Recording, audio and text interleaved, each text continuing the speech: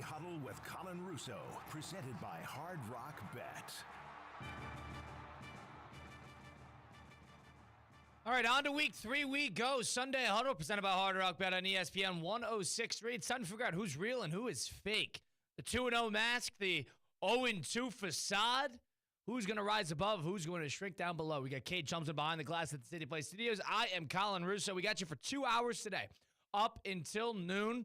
Got a packed slate of football all throughout the day today. You got one Monday Night Football game coming up tomorrow, a good one in the Lions and the Ravens. Thank God it's only one, by the way.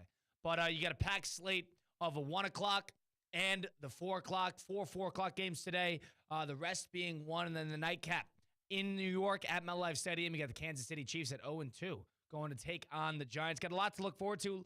A lot of storylines to tackle. First, go download that Hard Rock Bet app today and get started because everybody's invited to the party. Bet on the Hard Rock Bet app today. Download on the Google Play Store, Apple App Store. If you put $5 in, you bet $5. You win that first $5 bet, you get $150 in bonus bets. So there's free $150 essentially off the bat if you win that first $5 bet. Go refer a friend. You refer a friend, $50 in bonus bets to the app.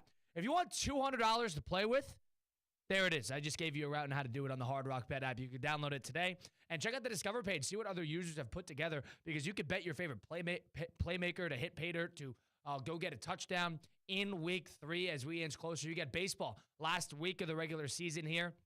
In the last 8 games, you know who's going to be trying and who's going to be failing. Bet against the Tigers, the Detroit Tigers, that is, if you really want to make some money. But all that is on the app. They got all the leagues in one spot. You could bet on the niche things like table tennis, or you could bet on the game-by-game live basis, such as Sunday Night Football throughout the NFL, college football, which had a good slate yesterday throughout the day, including Miami taking down Florida. Florida dropping to 1-3 over down at Hard Rock Stadium in a rainstorm last night. But you could bet all these things in one spot. Put together a parlay, increase your odds. Do it today on the Hard Rock Bet app offered by the Seminole Tribe of Florida. Must be 21 plus, physically present in Florida. The wager. Terms and conditions apply. Concerned about gambling? Call 1-888-MINUTE. All right, so where we're looking at in terms of week 1, about 10 teams lie at the 2-0 or above. We're counting the Bills at 3-0, but at the 2-0 and above. And then you also have a number of teams who are 0-2. How I view the 0-2 is how I viewed it heading into Thursday Night Football. The Miami Dolphins were 0-2. The Miami Dolphins were not favored to win by any stretch. It was about a 12-point line in favor of Buffalo.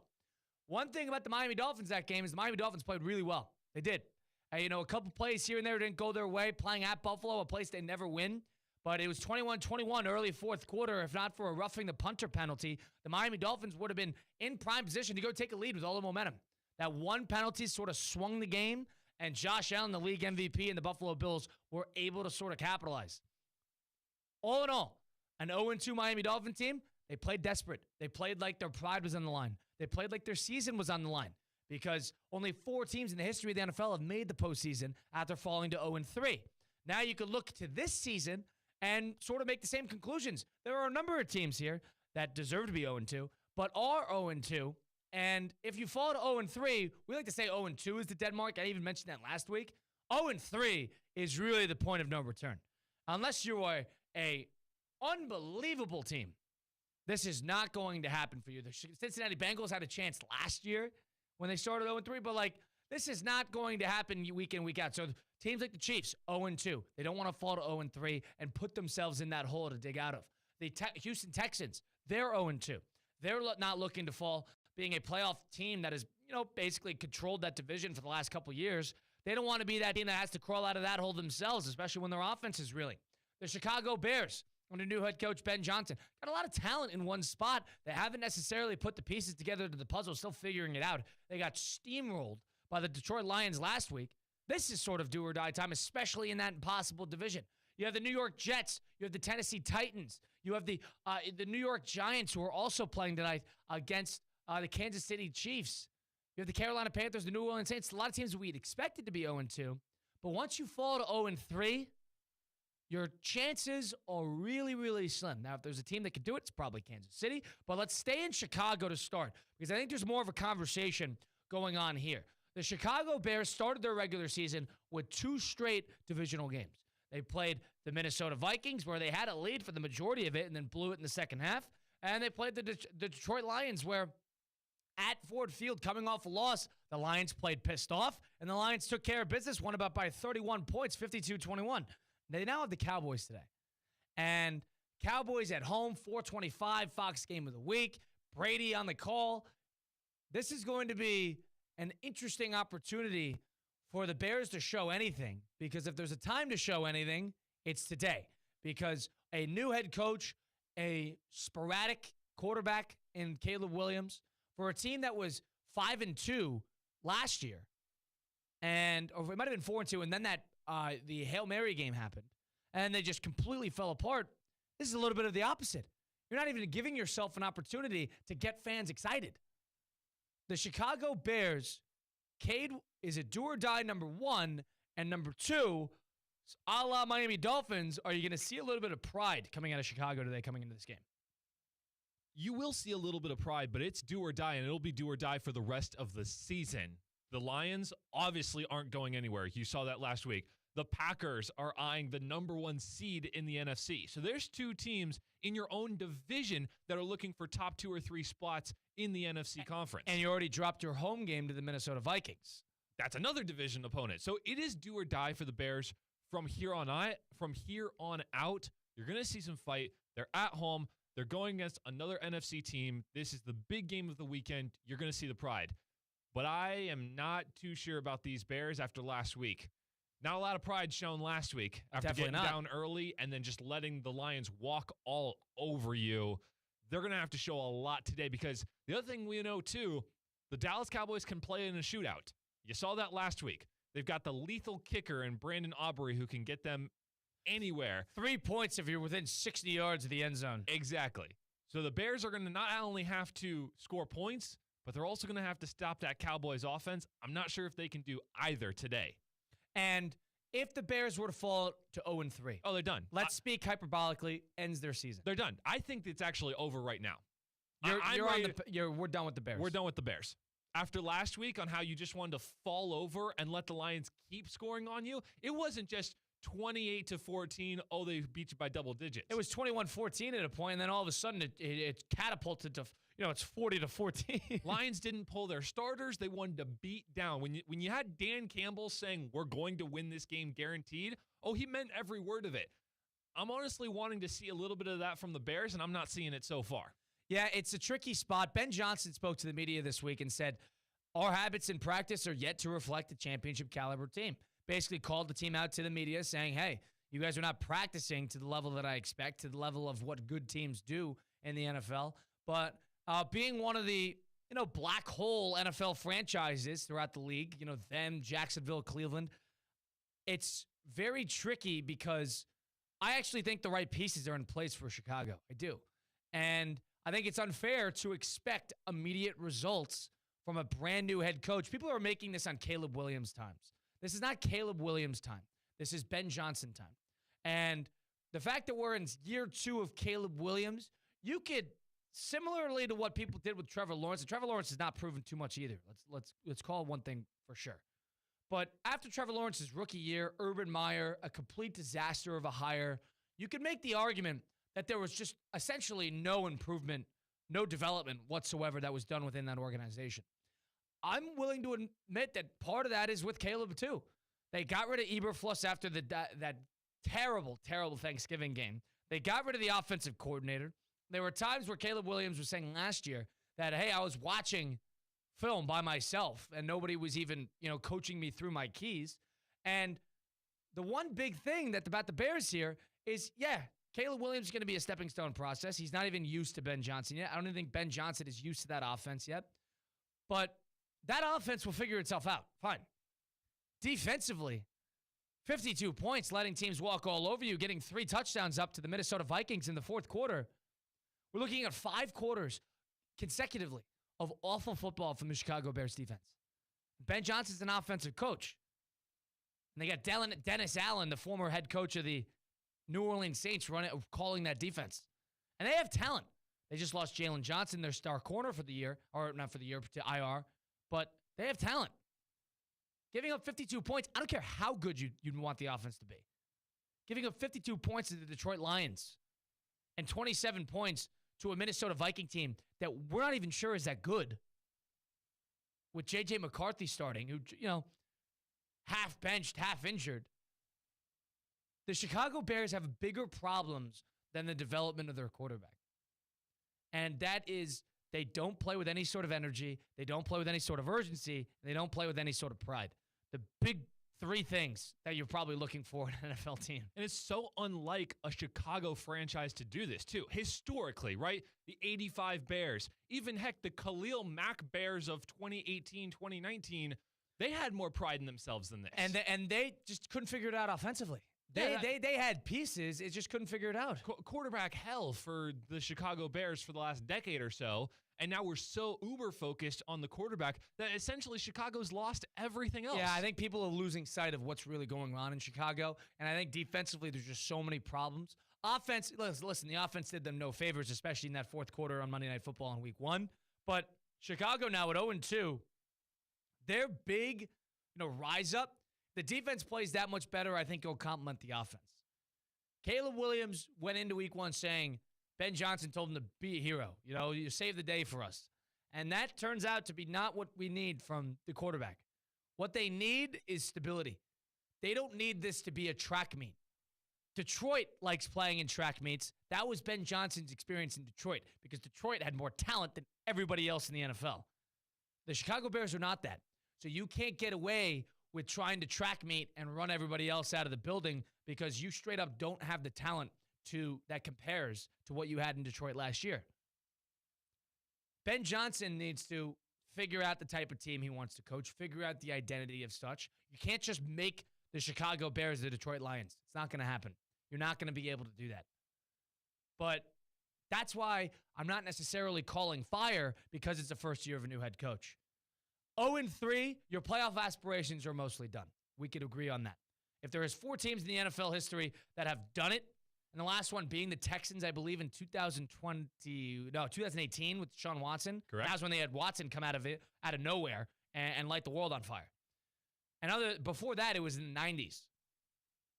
If we're looking now at what the Bears are looking at, what are they looking to? What conclusions are they looking to get to before the end of the season? I would have made an argument 3 weeks ago that, number one, it's not to make the postseason. And number two, it's to know 2 things. That you love your head coach and that you love your quarterback. Those are the 2 main things. And then everything else, you got to hope that and the reason you like the head coach because everybody else is playing with guts. So how the team plays pridefully and how the team plays energetically and urgently will reflect the head coach. And then obviously you want the quarterback to take steps forward. You don't want to have questions there. If the Bears walk out of this season knowing that, hey, this team has guts, this team's close, we like our coach, and we like our offense, especially the quarterback position. If the Bears walk out of that, but sitting at 8-9, they're okay with that. They would have signed up for that at the beginning of the year. I think the delusional side of them, the optimistic side of them, similarly to how all the fans of the middling teams in the NFL deal with, they thought maybe we had a playoff shot. That's not the case. The Bear expectation was to know that you like the coach and to know that you like the quarterback. Those are the 2 big questions of the team. And now, against the Dallas Cowboys in week 3, if you start the season giving up 25-plus points again and falling up short again, falling to 0-3, not only are you in danger of losing the locker room, you're in danger of losing the fan. I would be very careful here if I was Chicago. I would even say, we'll get into the Houston Texans next. Chicago's got one of the biggest games of the week because it's such a big market team. Houston has been always really good, but they're reeling now. Chicago is just so desperate for something and they're playing in primetime every week. That's another thing. They're in primetime every single week because people thought that we would love to watch the Bears, and we don't. The Bears walking out of this week need to show some semblance of guts. Is it imperative to be 1-2? Honestly, I would say no. But is it imperative to walk out of today's game against Dallas at home, 425 Fox, everybody watching, 25 million people are going to be watching this game?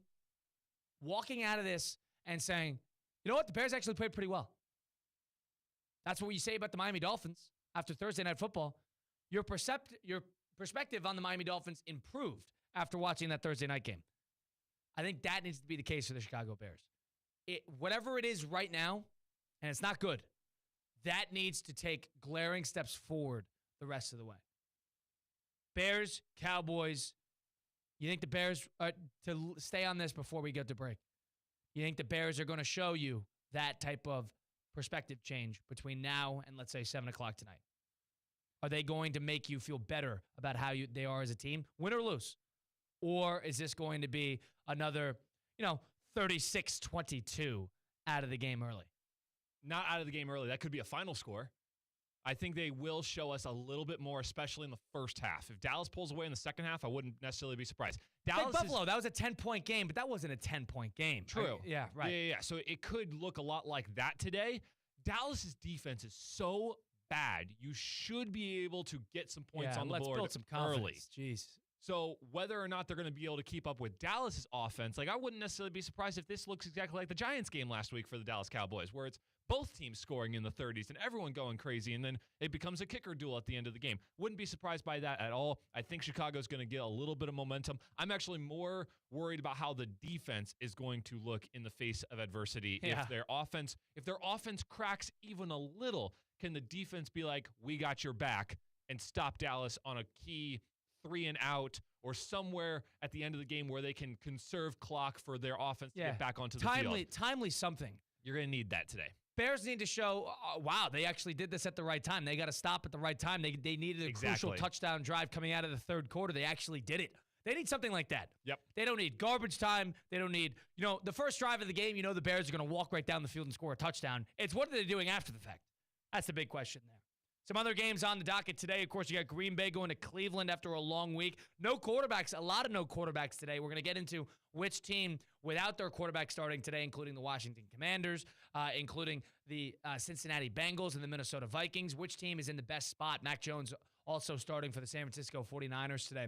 Atlanta at Carolina later today in the 1 o'clock slate. You got Vegas going to Washington. Washington off a long week, sitting at 1-1. Baker Mayfield and the Tampa Bay Buccaneers on a short week against the Jets. And one of the good games, a good, rare early game. This game has 425 Fox written all over it. The LA Rams at the Philadelphia Eagles. Yeah, it Eagles totally does. Away from the 425 night game slot. If you remember, this was the divisional game that was probably the closest game the Eagles played in the last 6 games of the season. And the Los Angeles Rams are pretty healthy, playing well right now, sitting at 2-0, 1 o'clock on Fox over in Philadelphia. The 1-1 New England Patriots against the Pittsburgh Steelers today. And then you have the battle of the backups in week 3. You got Jake Browning and the Cincinnati Bengals going to Minnesota to take on Carson Wentz and the Minnesota Vikings. We're going to talk on the implications of J.J. McCarthy not starting for the couple of weeks. Carson Wentz in.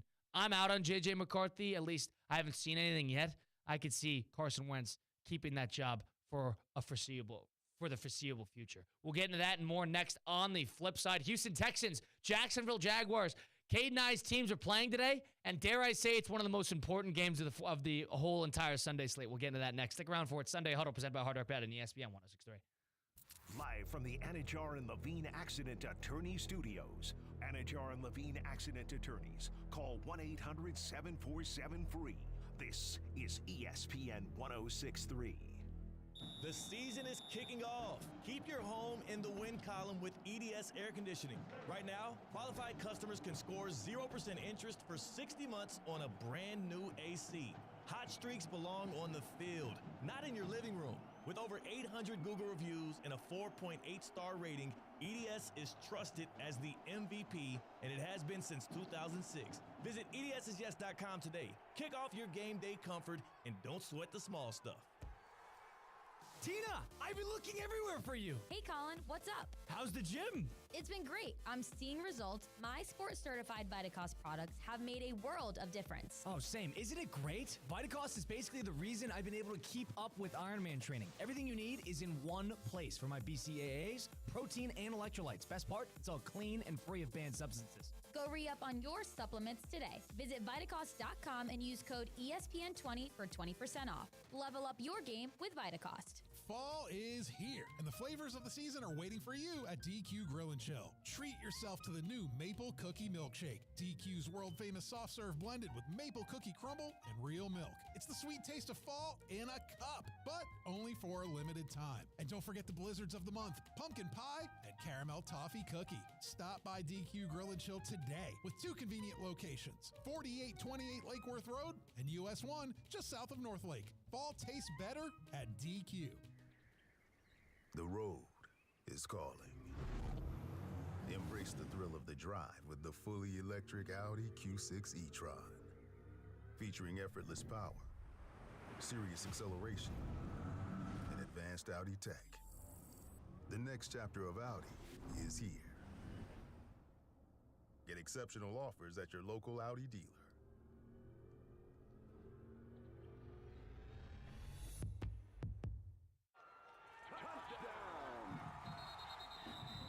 Racetrack is proud to support our local high school football teams. Whether it's Friday night lights or tailgate parties, Racetrack has whatever gets you going to fuel all the gridiron excitement this fall. Grab your favorite snacks, crispy chips, delicious Nathan's hot dogs, sweet treats, or our house-made pizza slices. Don't forget to quench your thirst with a variety of ice-cold drinks.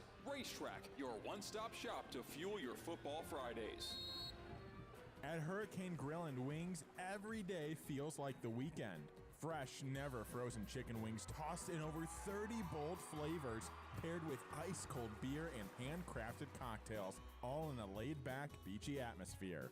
And with every game on the big screens, it's the ultimate escape and your home for sports too. Great food, cold drinks, and all the games. That's Hurricane Grill and Wings. Escape the ordinary and find your spot at hurricanewings.com. Not all moves reflect your lifestyle. At Safebound Luxury, we provide white glove services tailored for high-end homes, fine art, and designer furnishings. Our expert team ensures every piece is packed, transported, and placed with precision and care. If you're relocating a residence that deserves more than a basic move, schedule your private consultation today at safeboundluxury.com to experience the difference. This isn't just a move. This is the art of moving. Hey, it's Tina. Okay, let's be real. When you need tires or a battery, you want someone you can actually trust, right? That's why I go to St. Lucie Battery and Tire. They've been keeping South Florida moving for over 50 years, and they're still family-owned. They've got all the big tire brands, plus batteries for pretty much everything. Their best price out the door guarantee means you know you're getting the best deal. So next time your car needs something, don't stress. Just go to St. Lucie Battery and Tire, slbt.com. Trust me, they've got you covered.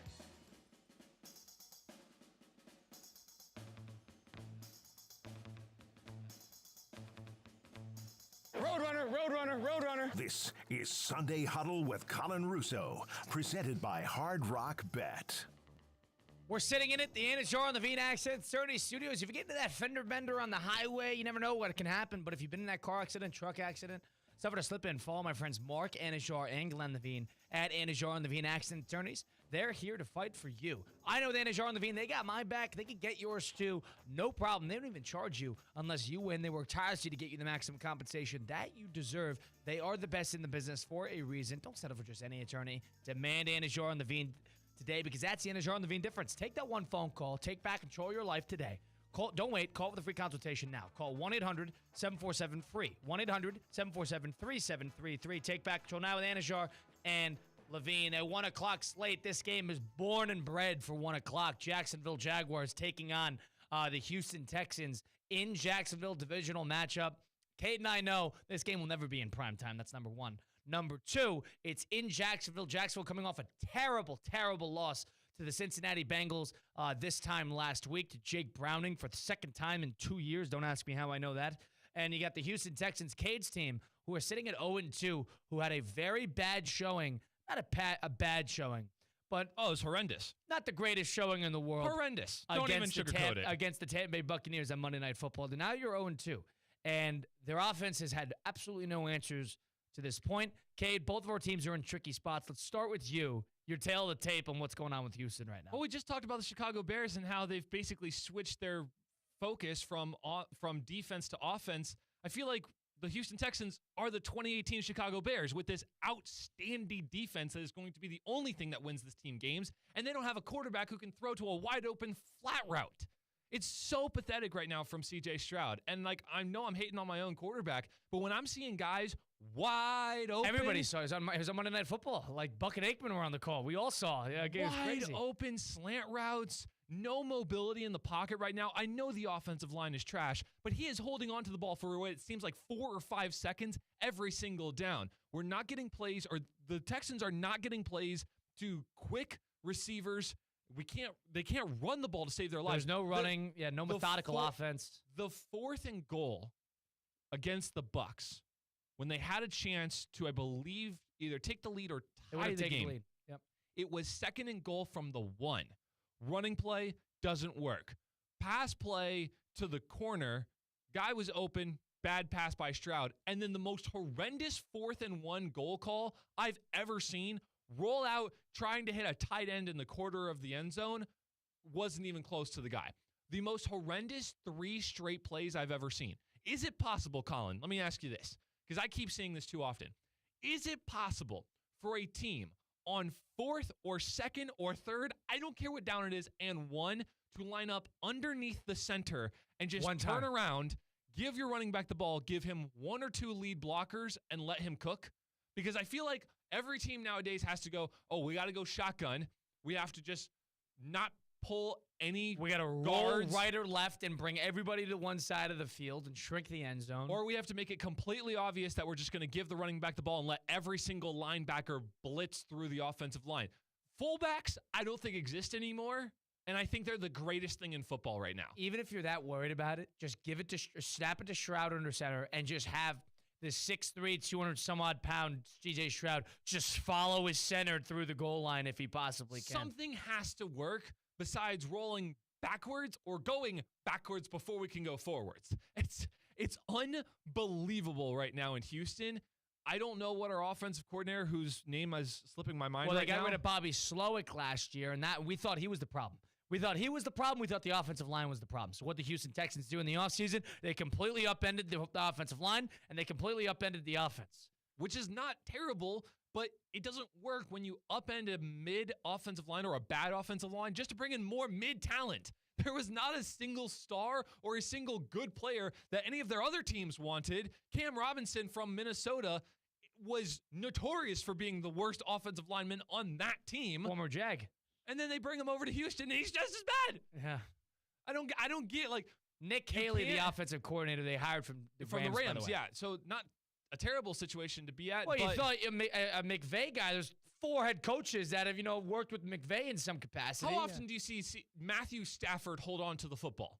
No, he slings it. He's a gunslinger. He gets the ball out. They know how to methodically work their way down a field. You're not looking for a big play every single down. There was a play on Monday night where the Texans had, I believe it was 8 not offensive linemen, but 6 linemen and like 2 running backs to help C.J. Stroud be protected, while only 2 receivers went out on like a 3rd and 10, and he got sacked.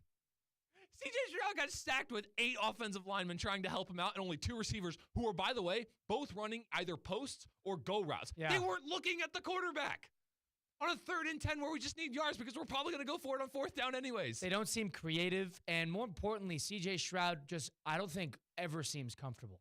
And it's so jittery. It's such a night and day difference, because even his rookie year, when he was throwing 25 touchdowns, 5 interceptions, he was comfortable. I mean, the sky was the limit for him. They were good offensively. They had a playoff game where they scored 45 points. But the thing I remember we talked about this a bunch last year. They were so good on 3rd down, on 3rd and long, historically good, C.J. Stroud's rookie year. Yes. And they've never been able to recapture that because it's a bad thing to rely on. Yes, 100%. And I was 100% agreeing with you. You cannot live and die on the 3rd and long. And now they're getting burned by it again. Every single, whether it's a penalty to back them up and then your 2nd down or 1st down could only get you closer to a 3rd and long, or it's running into your own offensive lineman because nobody can run block. To see the run blocking from the Tampa Bay Buccaneers compared to the Texans was so night and day, I couldn't believe it.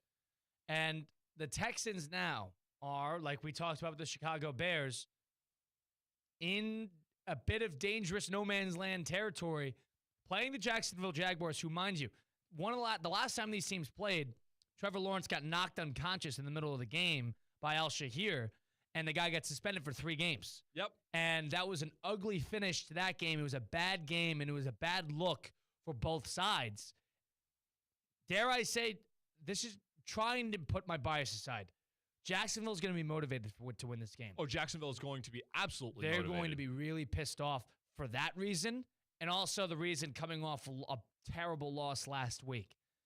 The Texans, on the other hand, on a short week, on the road, this is going to be a very uphill battle for them to begin with just off the timing alone. Now, looking into this game today, Jacksonville Jaguars, Houston Texans, what say you in terms of what we'll see from Houston? We're going to see a team that is going to blitz the heck out of Trevor Lawrence. I don't think our defense is going to let up on him whatsoever. And the offensive line has done very well for Jacksonville this year. He's been protected, and they've been able to run the ball well, but we know how good Houston is again to the quarterback. Exactly. I don't think they want Trevor Lawrence to be comfortable whatsoever because I think you need to block off the big plays whatsoever. Trevor Lawrence is capable of getting the ball out and getting it to his receivers, and they've got a solid run game as well. So I expect Houston to put the pressure on him early and often in this game. From a Houston Texans offensive perspectively, I'm scared. I'm not terrified of that Jacksonville defense. No. But I know they've got potential, and I know they can rush the quarterback. The linebacker crew is fantastic. Yeah, so they got good front seven. Exactly. So that's the part I'm most worried about from the Texans' perspective. And I mean, you can throw out you can draft all the wide receivers you want to. You can run them as many routes as you want to. But if C.J. Stroud keeps holding on to the ball for 4 or 5 seconds and cannot scramble, cannot run the ball right now. He had a few decent plays on Monday night, but he is not a running quarterback. And when he has a clean pocket, he's inaccurate right now. You have to get this run game going. That is the number one key for the Texans. If you are looking at 2nd and 10 and 3rd and 10 often, that's not going to work. You have to at least be able to get 4 or 5 yards on 1st and 2nd down to even have a prayer. And Banks, who I believe is the backup running back for the Texans, was even looking faster than Nick Chubb. So let's get both of the running backs going, and maybe you have a chance at the 2nd and long or 3rd and long. But if the run game is just as bad as it was last week, Texans don't have a chance. I saw all the people on NFL Live, the 5 panelists, whoever they were. They were making game picks on Friday, and they all 5 of them chose Houston. I think there is something too. With the Jaguars favored 1.5 on Hard Rock Bet? All 5 of them. And I am under the impression, the one thing I'll say on the flip is the 0-2 team is dangerous. Always dangerous. Because they still think they have a chance. They know they still have a chance. And they know they don't have a chance if they lose that 3rd game. It gets to any team. We think the Miami Dolphins are devoid of talent. The Houston Texans are not. And the Miami Dolphins still showed up and played the Buffalo Bills really tough in their building. Now, Jacksonville's going to be motivated. I think it's going to be a dogfight. I really do. I think this is going to be a really good 1 o'clock slate game. But that 0-2 team, that 0-2 urgency, it's impossible to replicate unless you're in that position. Now, maybe they're bad enough to where the 0-2, they deserve to be 0-2. They deserve to be 0-3. They deserve to be, 5-11 or 5-12. But, that's like, the New Orleans Saints of the world. But there's something about the 0-2 team with professional football players and professional coaches that makes them really dangerous. So that's why, if I was, forced to make a game pick, bias aside, of course I want Jacksonville to win. Of course I could see Jacksonville winning. I would pick Houston. Really? Just off the Just idea, off of that. because I am big on that. I'm big on the desperate team, last chance. I think that really does travel. I think there's also, here's my thing. I'm taking Jacksonville in this game. No doubt, no hesitation. Really? Yeah. Okay, wow. How about that? Because here's the thing. There's a difference between the way the Dolphins were losing and the way the Texans are losing. The Dolphins are losing because they're slinging it around the field and they're making mistakes and turning over the ball. The Texans aren't even willing to do that. They're playing so conservative. They're playing so scared on offense right now that there's not even a chance for the ball to go anywhere right now. And unless they have a complete mental shift on attacking rather than being passive, there's no chance that that's going to go up against the Jacksonville Jaguars, who are looking to score every single drive. I don't get that feeling from the Texans. Right. Yeah, and the thing about that, too, is you can't play into the hands of your defense when your offense is only going to spot you in the teens or 9 points like they did against the Rams. Right? You could do that if you're hey, we're going to spot you guys 24 points. Just hold the team to sub 20. The defense would sign up for that. But think about it last week. The Texan defense played really well. Ridiculously well. They played stout, especially after that first drive from Tampa Bay. They really locked in. They played well. It was until the last drive of the game where they needed the stop. The Texan offense didn't sort of grant them the stop because you're on defense the entire second half. You're on defense the whole game. And you're playing well, but that catches up. And all of a sudden, when Baker Mayfield, who is a gamer and who is a very good player, with 3 timeouts and over 2 minutes to go, needing a touchdown, all of a sudden, them leading you down the field, a little bit of momentum, then tired legs. Well, the offense didn't do this, didn't do that. We got 19 points. That's not necessarily going to do it for us. Yeah, I don't blame the Texans defense whatsoever on that last drive of the game. When the offense was no help whatsoever the entire rest of the game. You can't fault the defense. No, because whatsoever. You hold the team to 20 points, you're signing up for that. In fact, the Texans should have learned from that final drive on how to run a proper offense. Did you see what happened when they got 6 seconds left in the ball game? It is 1st and goal from the 1. What does Tampa Bay do? Run the ball. Yeah. They don't care. And if they got stopped, they would have called a timeout and run the ball again. That's what you do. That's what it is the correct way to. It was. I actually was impressed. Houston's got an identity crisis, and Tampa Bay definitely does not. Houston's got a major identity crisis because they were one type of team, C.J. Stroud's rookie year, and Stroud loved it, but they thought, all right, we need to upend this defense a little bit. And then whatever that offense's philosophy was, didn't marinate the second year. And into the third year, they sort of had to fix everything. All right, we still won games. We were still not bad, but we have problems. And they tried to fix this problem by doing this, tried to fix that problem by doing that. And now, sitting at 0-2, in danger of losing your season before September 25th. That is where the Houston Texans from here, this will look bad on the head coach. And I like the head coach. I think D'Amico Ryans does a decent job for them.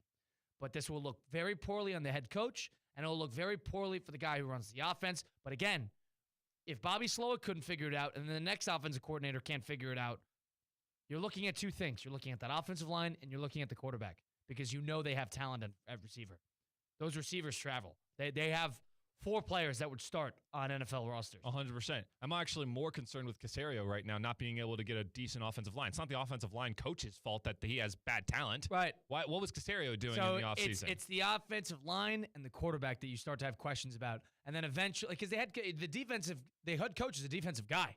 Has the defense been a problem? The defense has 3 all-pros in the lineup, and they get to the quarterback and they turn the ball over. Sign up for that. And special teams, too. Block punt plus a 50-yard punt return. Good point. Can't argue with that either. Good point. It's really the offense that's the major problem. They got a big identity crisis on one side of the ball, but I do think this will be a good game. How about that? I'm a Jags fan. I think the Texans are going to win. And you're a Texan fan. You think the Jags are going to win. How about that? That's a state of the union right there. We sound like the most AFC South fans I've ever heard. Hey, we don't think our team's going to win. Don't think our team's going to win. Don't think I'm more afraid. I think Indianapolis is the most well put together team in the division. That's not even a question. Not even a question. A Daniel Jones led team is going to shred apart the AFC South. The only one who understands that this is an easy division.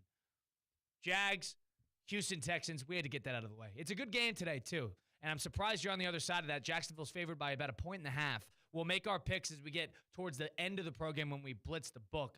But Houston's got an identity crisis, and Jacksonville's got a big game to react to. And also they have some bulletin board material with what's happened to Trevor Lawrence getting knocked out of the game last year. That's Cade Chumsland, Colin Russo, Sunday Huddle presented by Hard Rock Bet. On the flip side, we're going to go through some of the big headlines from throughout sports and throughout the NFL and football, and we're going to rank them, blind rank them 1 through 5. Cade's got the list. I got the ranking. Well, that's the headline hierarchy. Coming up on the flip side, it's Sunday Huddle presented by Hard Rock Bet on ESPN 106.3. Live from the Anajar and Levine Accident Attorney Studios. Anajar and Levine Accident Attorneys. Call 1-800-747-FREE. This is ESPN 106.3. Good Greek moving and storage. Your superhero movers. Hey, it's Evan Cohen from Unsportsmanlike, and if you love football, you're in the right place. Clear your Sunday. Wall-to-wall NFL action is coming your way. It's Bengals and Vikings at noon, Cardinals at 49ers after that, and Chiefs and Giants under the lights at 7:30. Another NFL Sunday triple header is here on ESPN 106.3. For 48 straight years, Ford F-Series have been the best-selling trucks in America. We got here by engineering breakthrough technology, redefining Built Ford Tough, and never settling for second best. But what's really made Ford F-Series the #1 selling trucks in America is you. Ford F-Series, Built Ford Tough. Based on 1977 to 2024 calendar year total sales. Football season is here, and the ultimate game day headquarters is Twin Peaks. Whether it's college Saturdays or NFL Sundays, catch every kickoff, every touchdown, every Hail Mary right here at Twin Peaks. Eats, drinks, scenic views. From scratch-made favorites to ice-cold 29-degree draft beers, Twin Peaks is delivering all the winning plays. Looking for a stronger lineup? No one does game day like Twin Peaks. Twin Peaks, come for the game, stay for the experience. Hey, Steph Prince here, General Manager of ESPN West Palm, to tell you about a team that has meant a lot to me and this community for a long time. Bob and the team at Bradley Heating and Air Conditioning have been helping me stay cool for years, whether at home or in the office. And living in South Florida with 3 kids, I don't know what I'd do without them.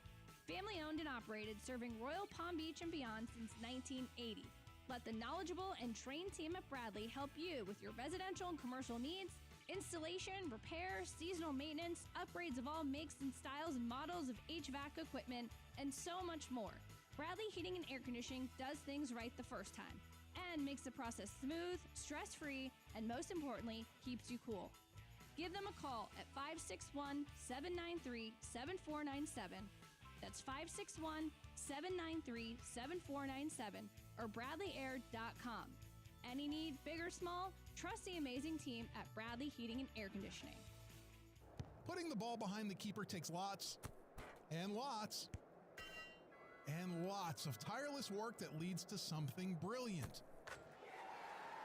It's the same with PNC Bank. They take a smart, practical approach with your money so you can score brilliant financial goals. PNC Bank, brilliantly boring since 1865 and proud banking sponsor of Inter-Miami CF radio broadcasts. Visit pnc.com/brilliantlyboring. PNC Bank, National Association, member FDIC. You lather, rinse, moisturize, and repeat. At this point, you're practically training for the Shower Olympics. But here's the twist. It's not your shampoo's fault, it's your water. Hard water leaves a mineral residue that clogs your pores and dries out your hair. Culligan water softeners remove damaging minerals, revitalizing brittle hair and dry skin. Upgrade your shower system today for only $79 a month. Visit Culligan.com for more information or just say, "Hey, Culligan man!" Elevate your drive with the new 2026 Range Rover Velar P250S, where sleek design meets powerful performance. Lease it today for just $749 a month for 36 months, with $6,995 due at signing. This is your chance to command the road in signature Range Rover style. Visit Land Rover Palm Beach today and make sophistication yours. Land Rover, above and beyond.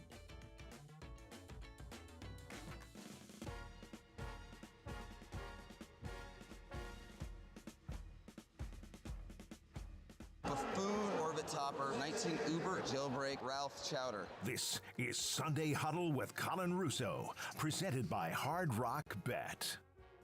We had a good slate of college football yesterday. UMUF, University of Miami, improving to 4-0. One of the better resumes in college football. Basically taking care in easy fashion of the Florida Gators. Indiana, another huge win for them over Illinois, winning 63-10. Oh my God, 63-10. Kurt Cignetti moving to 15-2 since he has taken over the head coach of that football team. Their only 2 losses are to Notre Dame and Ohio State last year. The 2 teams who were in the national championship game. Just food for thought. I know that was his first ranked win, but food for thought. That all reminds me of bowl season. The 2025 Boca Raton Bowl. It's kicking off its 12th year this year. Tuesday, December 23rd. Mark your calendars, 2 p.m. FAU Stadium. Be there because the game's going to air on ESPN. It's going to have 2 of the biggest and best teams from the group of 5 that are going to battle it out for their chance at the title. More information can be found at BocaRatonBowl.com. Sign up for the ticket giveaways once they start. Follow along on Twitter at Boca Bowl and Facebook.com/Boca Bowl for more updates as we inch closer to the 2025 Boca Raton Bowl. Once again, Tuesday, December 23rd at FAU Stadium. Colin Russo, Cade Chumson with you live on ESPN 106.3 and also streaming live, YouTube, Facebook, and Twitter/X, ESPN West Palm. Kate Chumsden, we're at the City Play Studios in downtown West Palm Beach. Streaming live, check it out there as well. All right, Cade, we got to do a little headline hierarchy. So how this works is Cade is going to give me 5 big storylines. Are these NFL this week? Just NFL? There are 4 NFLs and another football one, but not necessarily All pro. right, so we got 5 football headlines, topics, stories that Cade has compiled that he's going to give me in a blind ranking format. So it doesn't matter what list he's going to do, and I have to place them 1 through 5. 1 the most important, 5 the least important. I'm going to try to do the best job here. I'm usually pretty good at this, but I've had bad weeks, so it can happen. Cade Chumsden, let's do a little headline hierarchy. 5 mystery storylines from the National Football League. I thought this would be purposeful on Cade's part. 1 Colin Russo hoping to not bury the lead. This is not a big-time headline. It's time for the headline hierarchy on Sunday Huddle, presented by Hard Rock Bet.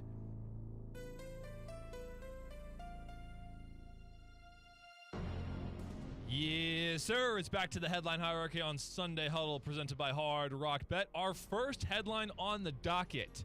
A little bit of an injury report coming from Giants-Chiefs Sunday Night Football. Offensive tackle Andrew Thomas for the Giants is a go. Wide receiver for the Chiefs, Xavier Worthy, is a no-go. So you got an offensive lineman for the Giants in. One of the key wide receivers for the Chiefs who's out, along with Rashee Rice, who's still on suspension. Colin, your thoughts on this big-time, very important Sunday Night Football matchup for 2 0-2 teams? You know, Andrew Thomas is a top 5 tackle in the league. He is a great player when healthy. Now, you don't know if he's going to have a little growing pains, a little rust. But, I mean, think about last week. The New York Giants started James Hudson, who had 4 penalties in the first drive. He cost them 40 yards. 2 false starts and 2 unsportsmanlike conducts. I've never seen anything like that. And they benched him, and then the guy's losing his mind on the sideline. They are so happy to have Andrew Thomas back. Now, the problem is they're playing a Kansas City team that is 0-2. There is something about the 0-2 team urgency against, I know the Giants are 0-2 as well. There's a different level of urgency that we're going to see from the Kansas City Chiefs and their winning pedigree being 0-2, and Brian Dable trying to save his job with Russell Wilson and being 0-2. Maybe I'm surprised. Maybe the Giants do surprise people tonight and they play in a dogfight, back and forth, because offensively they completely woke up last week. I tend to think that the Kansas City Chiefs are going to beat down on the Giants this week. I tend to think that they're going to, take out some of their frustrations on New York. And I wouldn't even blame New York for that. New York played a very good game last week, a game they should have won against the Dallas Cowboys, and they have a gauntlet of a schedule. While the Kansas City Chiefs on the other end, that was played the Eagles week 2, played the Chargers week 1, played 2 very good teams, lost both of them pretty close. I have a hard time seeing the New York Giants really taking them to school here. But hey, stranger things have happened in this league. The Giants having them back and having the offensive lineman back, the story about the game, this is going to be number 4. Sunday Night Football being number 4. That's probably the last time that's ever going to happen. How about that? Yeah, seriously. The line right now, -6 for the Chiefs on Hard Rock Bet. Very curious line there. Let's go to number 4 on our headline hierarchy. It's the battle of the backups in Minneapolis. Carson Wentz for the Vikings, Jake Browning for the Cincinnati Bengals. Colin, which backup will prevail on the 1 o'clock hour? Why do I think this is a bigger story than what's going to happen in Kansas City? Because I think there's a lot of implications for the future of the Minnesota Vikings. Not in this game specifically. You don't want to be hyperbolic, but in terms of how the team plays. Let's play a hypothetical for a second. If Carson Wentz, who has been a backup for like 6 different teams the last 6 years, I'm not saying he's any sort of world beater, but Kevin O'Connell is the type of head coach that is a little Shanahan-like, where he has shown an ability to work with basically every quarterback he's ever had. If Carson Wentz walks in there and that offense, which has a lot of talent, is able to play really well, they're able to win a game, all of a sudden they're 2-1. They go into next week. Again, Carson Wentz is going to be playing for the next couple of weeks here. And the Minnesota Vikings continue to at least play well and or win games. They got Pittsburgh next week. If they're able to do that, what are the Vikings supposed to do? Because outside of one quarter, J.J. McCarthy was terrible for them. And here's the problem. You want to look around and say, oh, the Minnesota Vikings, I mean, it's a patient game to develop a quarterback. The Minnesota Vikings didn't have to sign up for the developmental game. They didn't have to do that. They had Darnold sitting there last year with a team that's probably ready to win. With Justin Jefferson in the prime of his career, you're going to get Jordan Addison back. You have a lot of older defensive players that are very good, but, these guys are not going to be here forever. This is an older team. Aaron Jones. It's not necessarily the game where we could just wait around for J.J. McCarthy to hit his stride. Dare I say this team's going to have a little bit more urgency in terms of win now more than we've been led to believe. Because if they've shown an ability where they can't perform with J.J. McCarthy, they're going to plop him back on that bench. And they're going to be like, Carson, take us to the end of the year, and we'll see what J.J.'s did after that. Might kill his confidence. I don't know if that's the right thing long term. But if they start winning games with Wentz, watch out. Because Kevin O'Connell's not going to make the easy decision and, throw McCarthy back in the mix if they're winning games. Because they did not look good. They would be 0-2 if they were playing anybody but the Bears in that situation on Monday Night Football. Only the Bears, Jacksonville, and the Browns lose that game. Maybe the Giants. Nobody else does. This is a big game. I think you're going to learn a lot about the Minnesota Vikings here because if they're night and day different, then it's a quarterback problem. And then you get really nervous. This is going to be number 2. Love that take. Number 3 on the headline hierarchy, you've used number 2 and number 4. Very interesting article posted by Adam Schefter yesterday on the debate of the tush push. It's still here. It's apparently here to stay, according to Adam Schefter. Now, as much as teams would like it to disappear, there is a process in order to officially have a proposal for the NFL in order for the tush push to be banned. But the problem is, the person who initially formed this proposal last year was the former Green Bay Packers president and CEO Mark Murphy, who has since retired because of the age restriction because he turned 70. The problem is that no one else in the league seems to have wanted to take up that mantle of creating another tush-push ban proposal. Very interesting article right now headlining ESPN by Adam Schefter. Colin, your thoughts on the tush-push here to stay for 2025 and maybe forever if no one's willing to keep it up. It's not going to happen this year. So because of that, it's not in the short term. This is going to be number 5. And I have been pro tush push from the start. After last week's game, Kansas City Eagles, and they had 30 some odd people watching it. That game was not decided via the tush push, but the tush push was a major component, major problem in that game. Because even the broadcast was dumbfounded at the referee's officiating of the actual play. False starts, standing over the football defensively and offensively. You have holds, you have guys, hands to the face, you have all of these infractions that they are not calling because it is such a rugby intense, guys on top of each other, quick play, that maybe they can't see it, or they're not even officiating. Yeah, Dean Blandino, who's the rules analyst for Fox, during that game said, I'm done with it, in the middle of the game. I have never seen a broadcast speak outwardly that much in confusion or against a specific play as they did against the tush push. Now, because of that, if the refs are not going to officiate it properly, and maybe they haven't been the whole time and I just haven't been paying attention, but if it's going to be officiated like that and it's going to decide games eventually, it needs to be taken away. My opinion, the easy way to fix this, officiate it properly.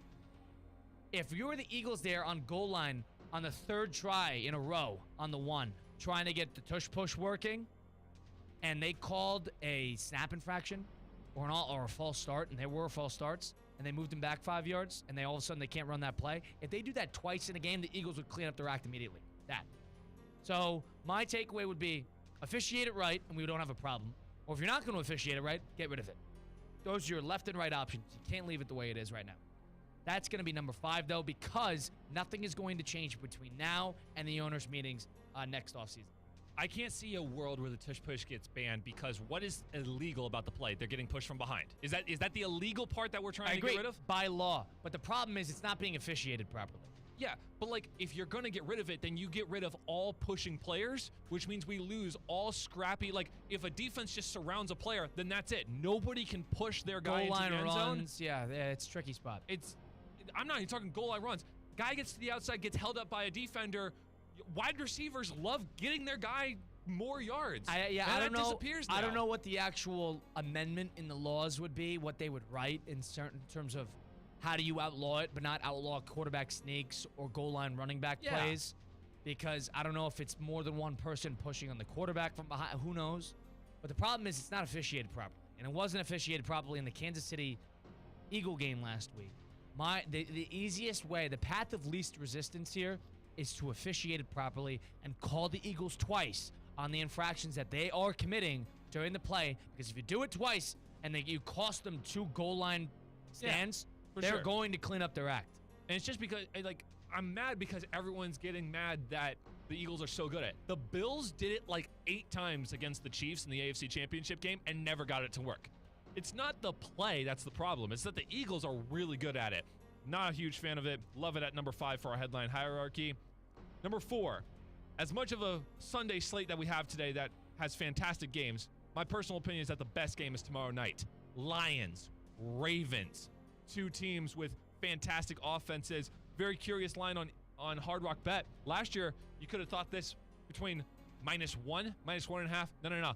Ravens -4.5 on Hard Rock Bet hosting Monday Night Football. What do you expect to see from this loaded matchup? Yeah, great matchup. This could be number 1 because it's the best game of the week.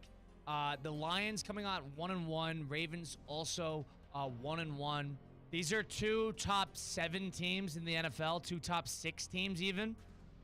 And then you got the Eagles, you got the Bills, Ravens, Packers, and then that 5th team could very well be Detroit. Detroit, dare I say, I thought they were gonna take us a little bit of a step back without the coordinators. They probably still are, but talent-wise, they're up there. This is gonna be a really good game. I think it's a really good litmus test in terms of where Detroit is. I think there's more questions about where Detroit is comparatively to where the Ravens are. The Ravens are the Ravens. You know, they're going to be Lamar's going to play outstanding. The rushing attack is going to be great. They're going to win the games they should win. They'll be in every big game they ever play in. But the questions don't lie in the regular season for them. They lie in the postseason. The Lions, on the other hand, have a lot more questions to answer because of losing both the coordinators. They lost 2 key offensive linemen. I think it's going to be a good measuring stick game because are we judging the Bear game? They dominated the Bear game. But it's the Bears. Let's see how they do it against the Baltimore Ravens. Can they win a shootout? Can they do that? Because they didn't do it against Green Bay in week 1. We can't have short-term memory loss to what happened that when the Packers dismantled them 2 weeks ago. This is number 1. What's the last one? Last one up. I told you there was going to be a non-NFL headline. We're headed to the theaters. I know you're a huge movie fan. Jordan Peele's latest and greatest as a producer, the movie called Him, has completely bombed so far in ratings. 29% on Rotten Tomatoes. Colin, do you have any interest in seeing this movie? The thing is, I was gonna see it, but I've seen the trailer. It's one of those like social horror movies. It's about a football player, and for those who don't know, Jordan Peele is a big horror director, a former comedian, but it's about a football player, a top-edged football player who's a high school player, like a top 5-star, and he wants to be one of the greatest quarterbacks to ever play, and he has to go stay at this retreat with one of the former greats or the current best quarterback of all time, who's Marlon Wayans, who's another comedian. And a bunch of weird stuff goes down. And it's like culty and whatever, and like visual. So I saw the trailer for this a number of times, and I'm like, all right, maybe I could go see this. And then I've seen the reactions because it just came out this weekend, and everybody's like, this is one of the worst movies I've ever watched. This movie's terrible. All right. So I don't know if I'm going to go see it now because I only have a couple times a week where I could go see a movie. And I'm more into the DiCaprio movie that's coming out next week. Because that movie's being lauded as one of the best movies that has come out in years. I haven't seen praise like that for a movie since Oppenheimer. Bar none. And that's not even me I'm not even a big Paul Thomas Anderson guy. But the One Battle After Another with DiCaprio is apparently a big-time movie. So that's the one that's next on the list. Yeah. But as for the Him movie, the football movie, apparently it stinks, and I'll try to give it a chance if I get the opportunity to. This should be lower. It's a shame that I left number 3 open. So I think I screwed it up. This should have been number 5 because the movie stinks, but this is going to be number 3, Him. For our final headline hierarchy, Detroit, Baltimore, Monday night. The Battle of the Backups, Minnesota and Cincinnati, number 2. Him, the movie, number 3. Giants, Chiefs, Sunday Night Football with a few key injuries at number 4. And the tush-push, ban-not-ban conversation continues as the number 5 slot. Not terrible. Not terrible. You had Him killed me. You had no idea what was coming there at the end. Him killed me. The movie killed me. That killed me. I shouldn't have left number 3 open. I had my 4, and I was like, let's throw a curveball there in at number 5. Are you going to see that movie? Heck no. I am not a horror guy whatsoever, and that looks awful. Yeah. Somebody said it's filmed like a music video, and I kind of agreed. The trailer definitely looks like that. It looks like a bit. music video. Apparently, the movie shot and like it flows like a music video. Very bizarre. I don't need to see that. I don't need to see that. The new DiCaprio movie, I need to go see. Yep. That's got some of the best ratings I've ever seen in years. So that's the one I'll be got my eyes on for the foreseeable future. That was our headline hierarchy presented by Hard Rock Bet right here on ESPN 106.3. We'll do a couple look-aheads. We got a second hour today of Sunday Huddle. So going into the next hour, of the teams who don't have their starting quarterback this week, are there any we're calling fire on? No Jaden Daniels this week for the Washington Commanders. You got the battle of the backups in the Cincinnati Bengal-Minnesota Viking game. Can the 49ers continue a little bit of a hot streak against a fellow 2-0 team against Arizona with Mac Jones starting? We get into all that as we enter into the second hour. We'll make some game picks a little later on. It's Sunday Huddle presented by Hard Rock Bet on ESPN 106.3. Anajar and Levine. Call 1-800-747-FREE. That's 1-800-747-3733. ESPN 106.3. WESP Jupiter, a Good Karma Brands radio station. This football season, make Hurricane Grill and Wings your game day getaway. Sip on handcrafted cocktails like our Millionaire Margarita or enjoy an ice-cold Bud Light. Game day drink specials are here all season. Visit hurricanewings.com to find a location near you. You told your friends you were hitting the gym. We both know you meant the drive-thru. No judgment here. Hi, it's Evan Cohen with some life advice. Just throw away the burger wrappers before you get home. Your secret is safe with us. ESPN 106.3. Leave a nugget in your pocket for later. Not all moves reflect your lifestyle. At Safebound Luxury, we provide white glove services tailored for high-end homes, fine art, and designer furnishings. Our expert team ensures every piece is packed, transported, and placed with precision and care. If you're relocating a residence that deserves more than a basic move, schedule your private consultation today at safeboundluxury.com to experience the difference. This isn't just a move. This is the art of moving. Does your business leave a lasting impression? Attractive, eye-catching signs help you stand out from the crowd and create a strong brand identity. Our team at Signorama West Palm are experts in helping your business get noticed and get effective signage in front of your potential customers. Our team can turn your blank windows or plain vehicles into money-making branding machines by drawing customers' attention to your business. So if you're looking to leave that lasting impression, call us 561-687-7993 or visit SignoramawPB.com. Business owners, are your employees driving you nuts? Is money tight? Or have you just poured your heart and soul into your business and now it's time to retire and just relax? At Transworld Business Advisors, they have buyers from all over the world ready to buy your business now. Call for a confidential conversation about your business's current value. 561-203-5121. That's 561-203-5121 or visit tworld.com today. It's heating up fast in Palm Beach County. Hey, it's Colin, and if your AC isn't ready for the Florida heat, now is the time to call John C. Cassidy Air Conditioning and Plumbing. Since 1960, John C. Cassidy has kept homes cool and comfortable. Don't wait for a breakdown. Upgrade your system today with great financing available. Be sure to ask about the Cassidy Care Program for year-round peace of mind. Cassidy is proud to support our local community, including the YMCA and the Palm Beach Gardens Youth Athletic Association. Stay cool. Stay prepared with Cassidy Air Conditioning and Plumbing. Visit CassidyAC.com.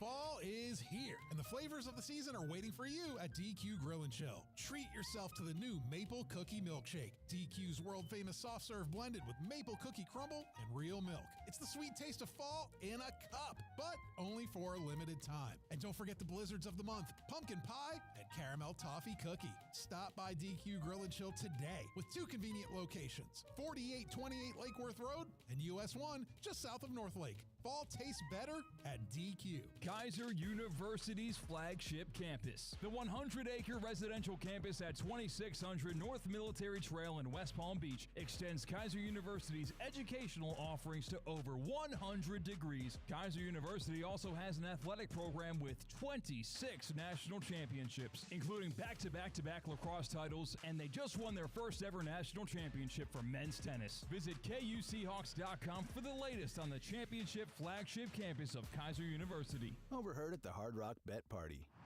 No, you see, you get $150 in bonus bets after your first $5 bet hits. Did somebody say hit? Whoa, Ray Lewis? We were just saying if your bet hits. Huh. You know I love a good form tackle. We know, Ray. We know. Hard Rock Bet Sportsbook. Roll with us. New players bet $5, get $150 in bonus bets if you win. Payable in bonus bets, not a cash offer. Offered by the Seminole Tribe of Florida. Must be 21 and up and physically present in Florida to wager. Terms and conditions apply. Concerned about gambling? Please call 1-888-ADMIT-IT. Huddle up. 66 Hitchx Vegas Flare. I'm one ready. It's time to break down the boldest plays. Let's go, baby. Boom. Hardest hits. Woo! And the craziest stories from around the NFL. Touchdown, Tampa Bay. Fire the cannons. This is Sunday Huddle with Colin Russo, presented by Hard Rock Bet. Second hour, Sunday Huddle, presented by Hard Rock Bet, ESPN 106.3. A longer version today. We had the Miami Dolphins, which you'll usually hear the pregame coverage around this time when they play in the 1 o'clock slate. But because we're on Thursday night, we got you for an extra hour today. It's Colin Russo and Cade Chums, and we're at the City Place Studios in downtown West Palm Beach on a beautiful Sunday, the 21st of September 2025, the first day of fall. And so welcome into official football season as we look ahead to week 3 of the NFL season, which is kicking off in just under 2 hours. A lot of storylines to follow, a lot of things to bet on the Hard Rock Bet app. You can download it on the Google Play Store or the Apple App Store.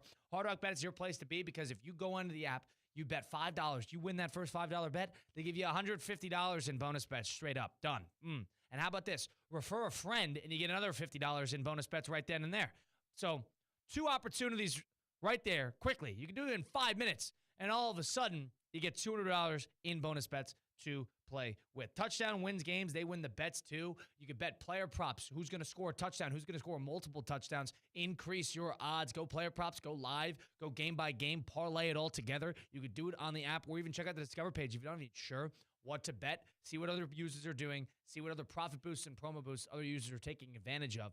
And you could capitalize and take advantage. Tap and tag along on the app. It's that easy. On top of that, it's the navigation that caters to both types of players, the new player and the experienced player. The experienced player who wants to get complicated with their sports book, boom, Hard Rock Bet can cover for you. But if somebody like me a couple months ago who didn't necessarily know how to navigate a sports book for that matter, the Hard Rock Bet app is simple. It's easy to figure out. It's easy to figure out how to get good bets in and how to figure out what to bet and what leagues to touch on. They have it all in one spot. It's Hard Rock Bet on the App Store, offered by the Seminole Tribe of Florida. Must be 21 plus, physically present in Florida. The wager. Terms and conditions apply. Concerned about gambling? Call 1-888.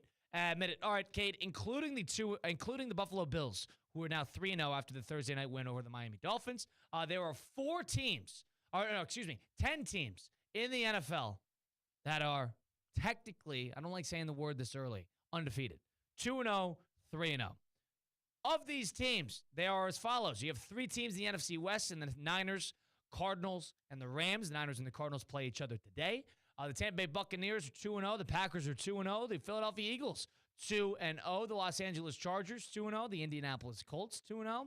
Cincinnati Bengals, even with Jake Browning, 2-0. And, of course, the Buffalo Bills at 3-0.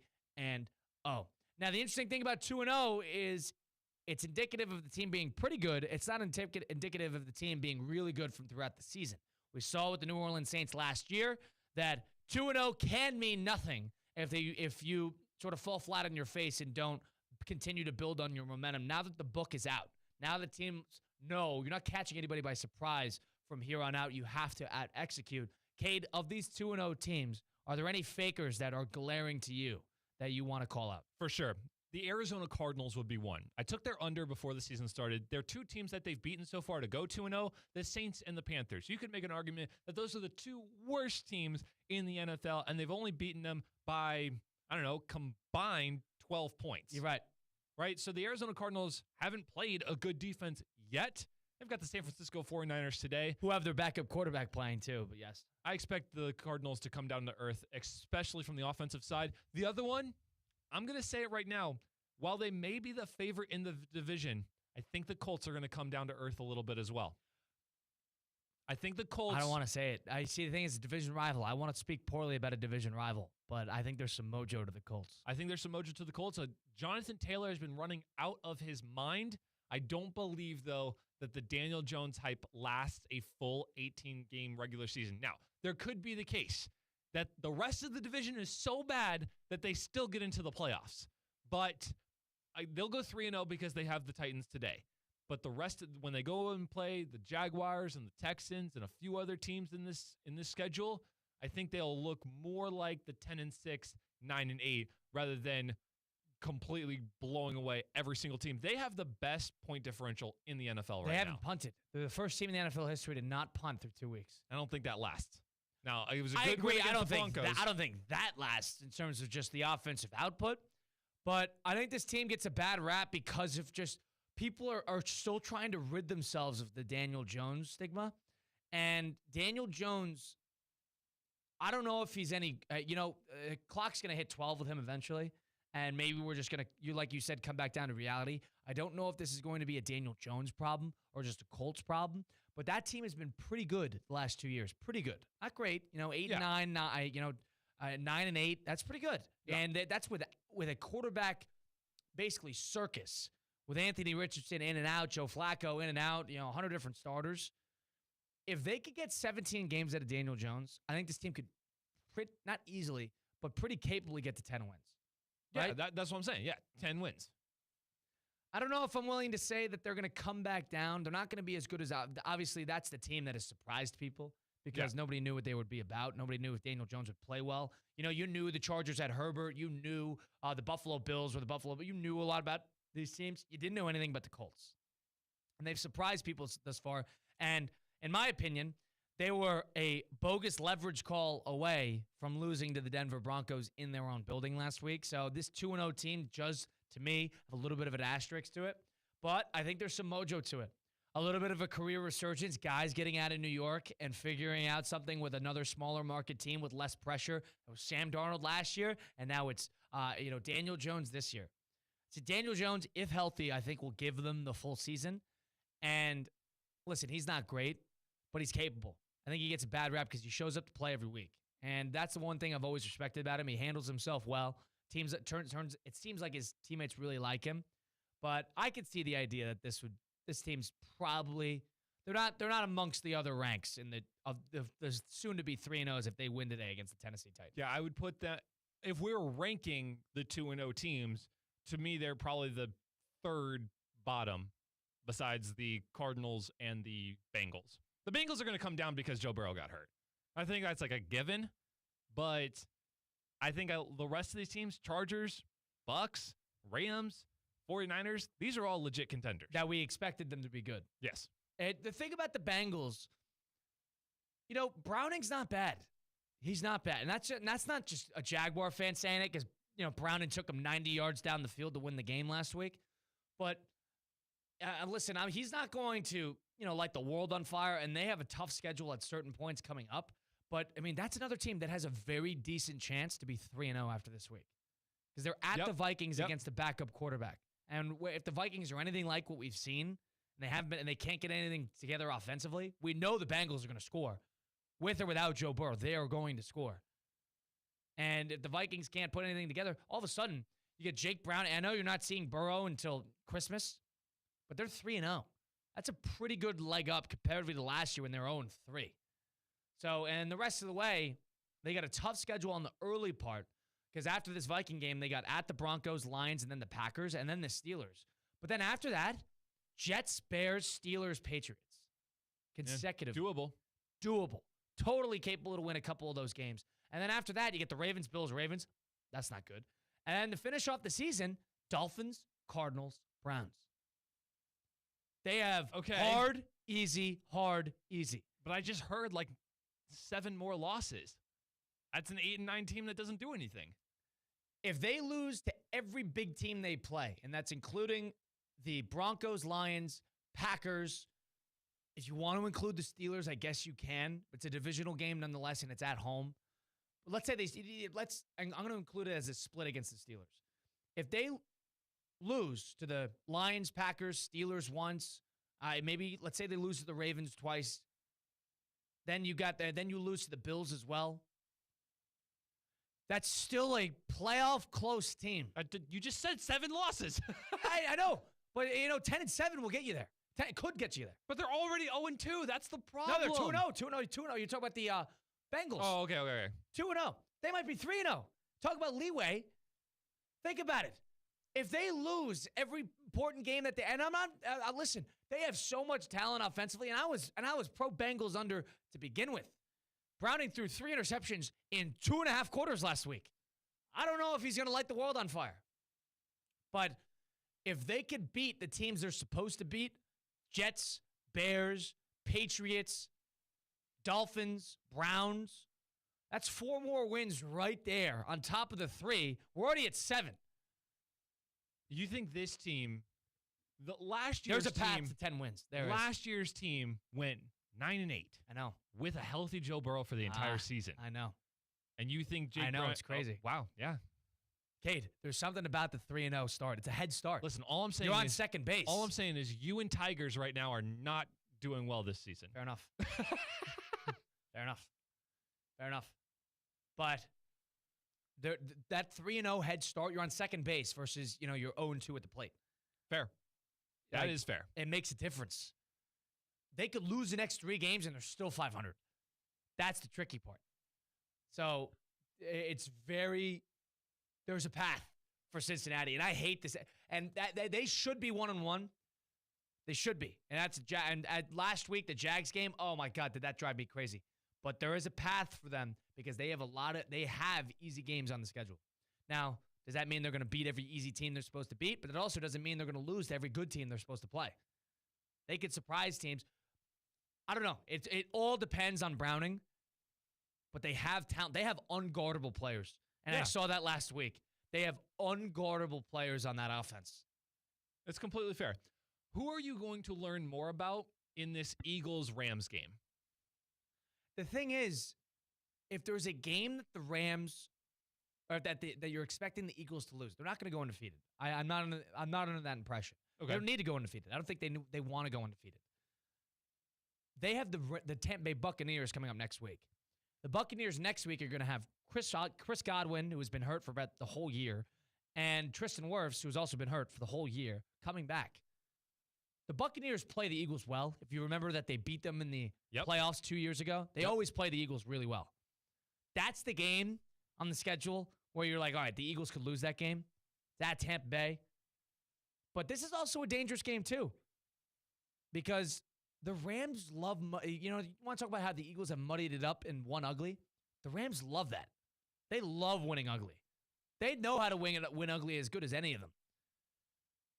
Tricky game because you can't let the Rams get an early lead because the Rams are really good at protecting a lead into the second half. McVay's got that crazy stat where, he basically doesn't lose if they're winning at the halftime. But who am I going to learn more about? I think you're going to get a sense for – I already know what the Rams are. I think the Eagles' offense is going to need to wake up a little bit more than they usually have because I think the Rams are going to put pressure on them today. And I think that's going to be their game plan. Chiefs didn't necessarily put pressure on them. The Cowboys put pressure on them, and the offense actually responded in the 2 games that the Eagles have played. But that Chief offense was so poor that they didn't necessarily need to have heroics offensively. If the Rams can get something going offensively early, you're gonna force the Eagles to put the game in Jalen Hurts' hands, to make a little bit more risky of offensive play calls. I think that's going to be the thing I'm curious about learning. And I know the Eagles can do it because they when they want to, they can light it up offensively. But we haven't seen it yet this season. That is going to be the big story, is if the Rams can put pressure on the Eagles and force them to be a little bit more offensively inclined. I think that's the storyline I'm following. 1 o'clock, this is not prime time. They're not playing on Thursday night. They're not playing game of the week. They're playing in some middle-of-the-day game at Lincoln Financial, Week 3, against a team that had every chance to beat them in a snow game in the playoffs last year. That's going to be fresh on the Rams' mind. It's the last game they lost, but the Eagles are also the Eagles, the best team in the NFL, top to bottom. I think I'm going to learn most, or I'm curious to learn most, about the Rams' defense. Think about the first 2 games they've played. A awful Texans offense and a pretty darn bad Titans offense. No test so far for the Rams. We're looking at the rest of the NFC. As much as we have all of these firepower offenses, it's actually defenses that are leading the way. The Green Bay Packers, the Philadelphia Eagles Are the Rams going to be able to keep up with those defenses in order to keep up with the muddy type of games? Because the Eagles are going to be able to work well with those. The Packers are going to be able to work well with those. And then the Lions have one of the best offenses in the leagues. Are the Rams going to be able to keep up with a team like that? Especially also, how about their own division that has two other 2-0 teams that they're going to have to keep up with? And think about it. The two others play. There are two 2-0 matchups, and the NFC West is involved in both of them. Because you got the Niners playing the Cardinals, and you got the Rams playing the Eagles. I'm very curious to see if Jared Verse and that Rams defense can keep up with a high flying. Because I expect Philadelphia to score points today. I expect Jalen Hurts. You expect them to throw the ball. They haven't thrown the ball at all I year. expect them to throw the ball. I expect them to run the ball. I expect a fully formed Eagles offense to finally show up. Rams, what you going to do about it? That's the matchup I'm curious about. Yeah, if the Eagles need to show people, they're going to have one of those weeks where they score 45 points, and then they're going to look at everybody and be like, are you sure our offense stinks? Yeah. You know, because that's all everybody's been saying. I don't think they care that much about the media interpretation of how the Eagles' offense is performing, but they're going to have that one game where they blow somebody out of the water, and offensively they're firing on all cylinders, including and especially A.J. Brown, who has been, quote-unquote, the quiet, disgruntled receiver. And once they do that, then it's going to be, all right, the Eagles are the best team in the NFL. And they are, but there's going to be a game that they're due to lose eventually. I mean, this is a difficult game, but my eyes are on that Buccaneer game next week. Because at the Buccaneers, another 1 o'clock game on Fox, a forgotten about game for a team that's used to playing in the primetime, that's the game I have my eyes on. That's the game that the Eagles can lose. That's Kate Thompson. Colin Russo. We got a number of teams that have their backups playing this week. We mentioned the 49ers, who have Mac Jones starting for the second straight week. We got Carson Wentz, who's taking over the reins as the Minnesota Vikings starter for the next couple weeks. We have all these teams who are relying on Jake Browning, relying on backups, and Marcus Mariota is back starting for the Washington Commanders this week. Who's in the worst spot of the four? Who's in the best spot of the four? We'll get into that. We'll get into a lot more and make some game picks a little later on in the program. It's Sunday Huddle presented by Hard Rock Bet on ESPN 106.3. Live from the Anajar and Levine Accident Attorney Studios. Anajar and Levine Accident Attorneys. Call 1-800-747-FREE.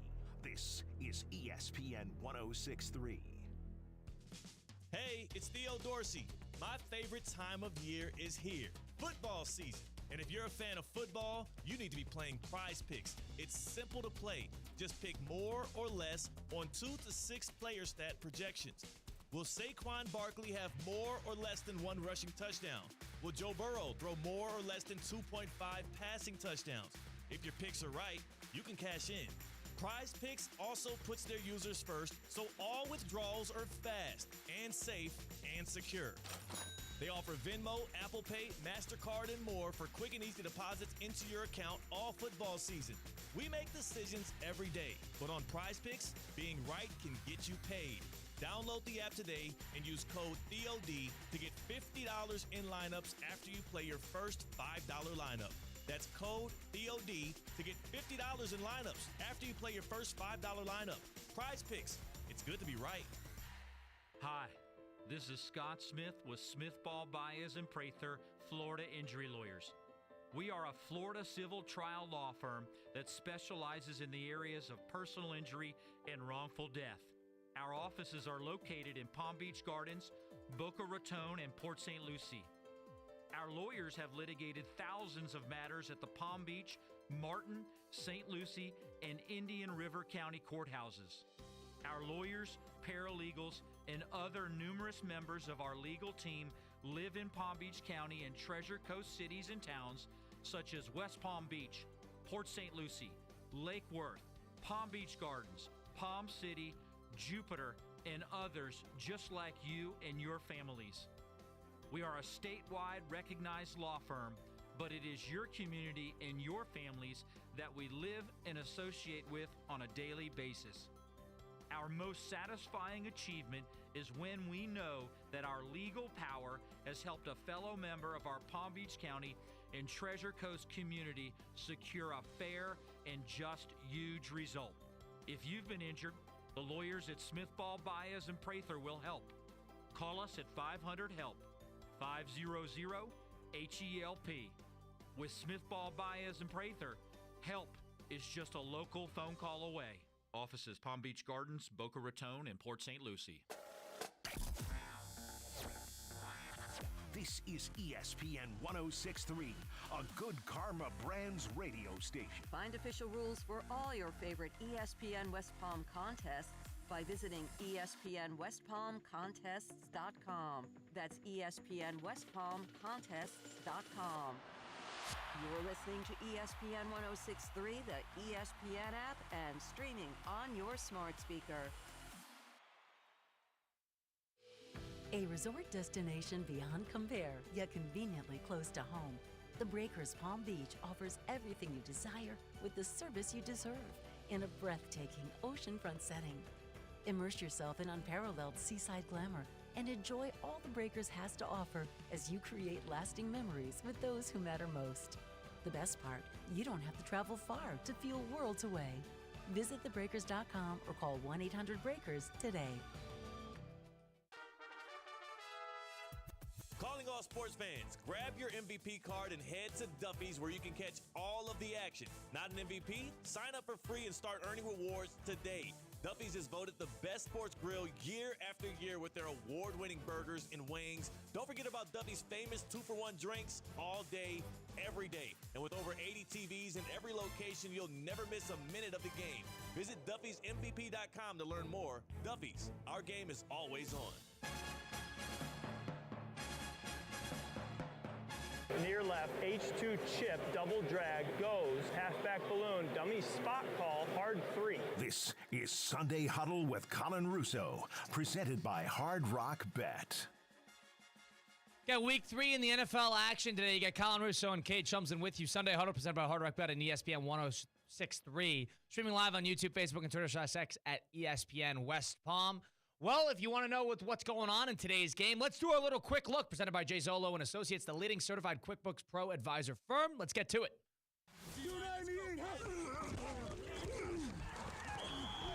Time now for a quick look, presented by the QuickBooks Pro experts at Jay Zolo and Associates.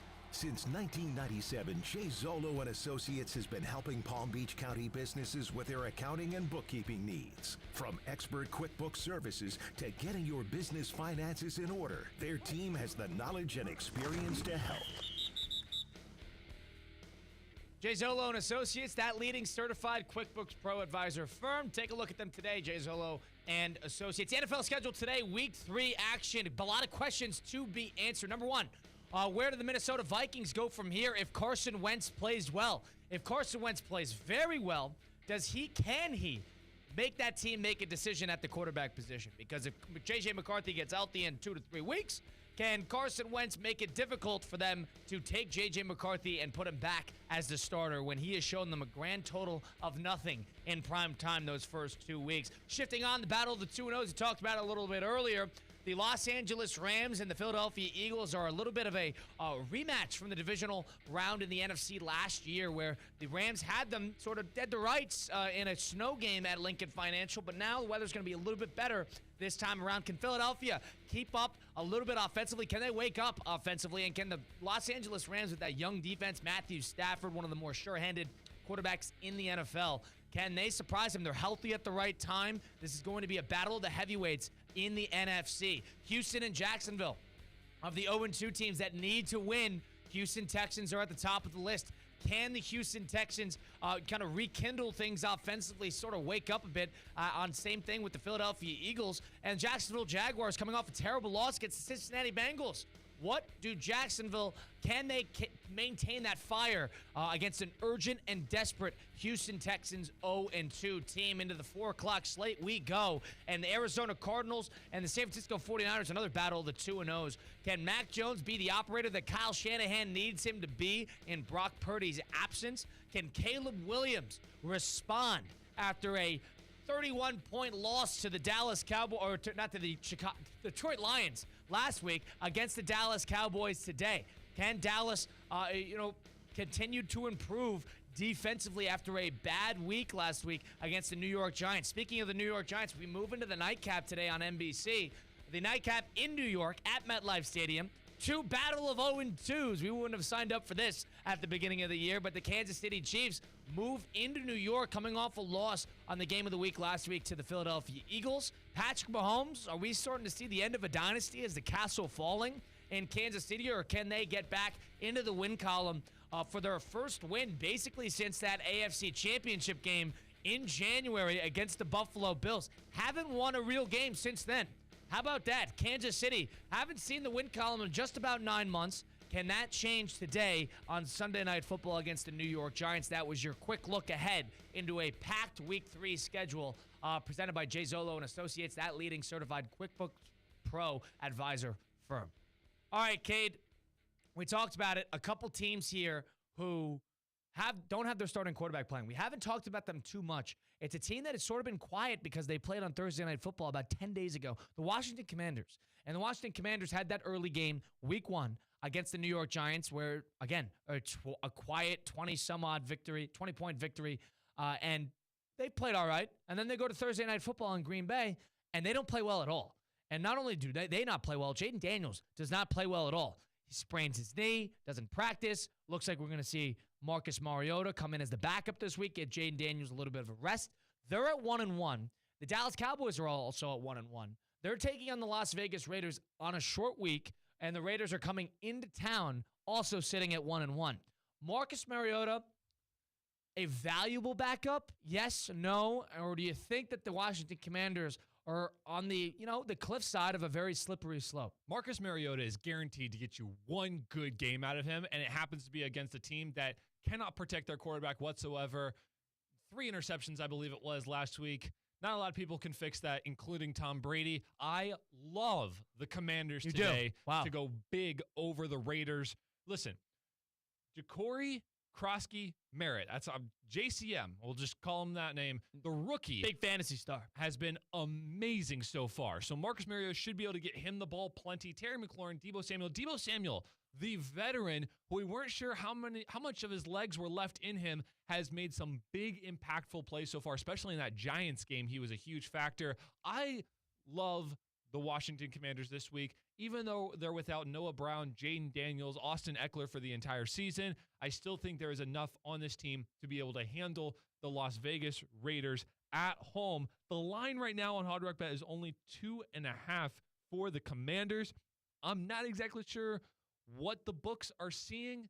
Maybe it's just because Marcus Mariota is starting, but I love the Commanders today. Give me Mariota. Give me at least one good game for Washington. Yeah, and one thing about Mariota is he played last year, and in a couple games, played in that Carolina game, he played in that Dallas game, the last game of the year, played well. Yeah. He is a former number 2 overall pick, somebody who has been a starter in this league. Valuable. That's exactly the type of backup that you want, because he knows how to deal with the pressure. He's not going to be necessarily afraid walking into the game. They're in their home building. They're coming off a long week. They probably knew coming out of that Thursday night game that Jaden Daniels was probably not going to play. So they've probably been under the impression with a long week of preparation that Marcus Mariota was going to be the starter. I agree with you that I think Washington's going to play really well today, because I think they got a sure-handed backup to deal with it. Now, any long-term solution, I don't think Mariota offers it. But in terms of a game-by-game piece against a team that is on a short week, this is the tricky game for the Raiders, because you're going on the road, number one. Number two, you're playing a team that has 10 days rest. Going into week 3, coming off a loss. And Raiders are on a short week. So you got 5 days of prep versus 10 days of prep. That will make a difference. It's like almost coming off a bye week. And but without Jaden Daniels, I do have my worries, and I had my worries going into the year about Washington, because I do think they're old. And the thing about making a deep postseason run is I do think the bodies and the health of those players start to feel it that following year. You saw it with the San Francisco 49ers, who made it to the Super Bowl, the game that they lost to Patrick Mahomes. They came out the next year. They just sort of got plagued with the injury bug. They still got it too, but they just couldn't get healthy. And now you're seeing in the early part of this year where the Washington Commanders are now starting to deal with injuries early. That would make me a little nervous for a team that's already old. And when you don't have Jaden Daniels, and he didn't even play well against the Packers, but that might be a Packer thing, not a Washington Commander thing. If they can't keep everybody healthy, their star pieces healthy throughout the season in that good division, they're going to have a lot of problems. But I think the NFC is in a fortunate spot for those middling teams because they don't necessarily have that confirmed, 3A team. They have their top 2, maybe 3, Tampa Bay, Green Bay, and Philadelphia. You're sort of waiting to see what's going on in the NFC West. Outside of that, we're sort of, open season forever, whoever wants it. Dallas is in and out. The Minnesota Vikings we don't know about. The Detroit Lions, we're hoping, can get back into the flow of things. That middle part of the NFC is still takeable. And that's where Washington should try to strive for because they're not going to be as good as the Eagles. We know that. They're not going to surprise people as much as they did last year. They're desperately trying to avoid that sophomore slump. So if they could win today and get to 2-1, and I assume Jaden Daniels will be able to play next week. They're at the Falcons. Got a halfway decent shot at going 3-1 to start the season. Commanders like that, and I was somebody who was pro their under coming into the year just because I didn't like their age. Hugely. Bobby Wagner. Yeah. I mean, now they lost Austin Eckler. That's going to be a key loss for them. Debo Samuel is not young. Zach Ertz is not young. Like, they have older players that they rely upon. Marshawn Lattimore is not young. Like, they have guys, vets, who are good players, but old. That would make me nervous for a team that's trying to string together a 17-game season a year removed from going to the NFC title game. That's why, just off of the law of averages, it just happens to teams. That would make me a little nervous there. As for the other teams, we've talked about the battle of the backups. Well, I love that name, by the way. The battle of the backups today. And we know that Marcus Mariota is going to hopefully play well for the Washington Commanders. Let's go to San Francisco. San Francisco is hosting the Arizona Cardinals. You're down on the Arizona Cardinals. And Mac Jones played well last week. They played a bad team, but we talked about it a little bit last week during Sunday Huddle. He's an operator. And Kyle Shanahan is an operation offense. He can make it. He doesn't need a superstar. He needs somebody who knows how to control the offense, control the tempo. Mac Jones did that last week. Can you see that happening again against the 2-0 Arizona Cardinals? 100%. This is going to be a dogfight all the way, but I think Mac Jones, with his experience, is going to be able to outlast the Cardinals.